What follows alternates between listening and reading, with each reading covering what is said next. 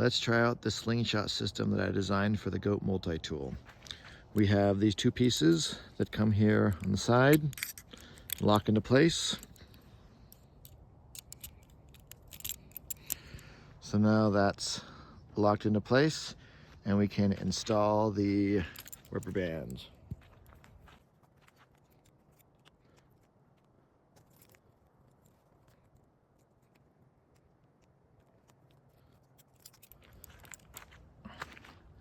The rubber bands are installed, so let's test it out.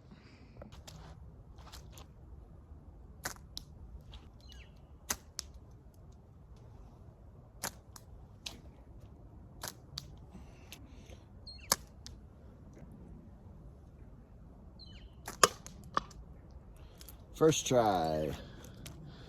So there it is, a way to add a nice and robust slingshot to the goat multi-tool.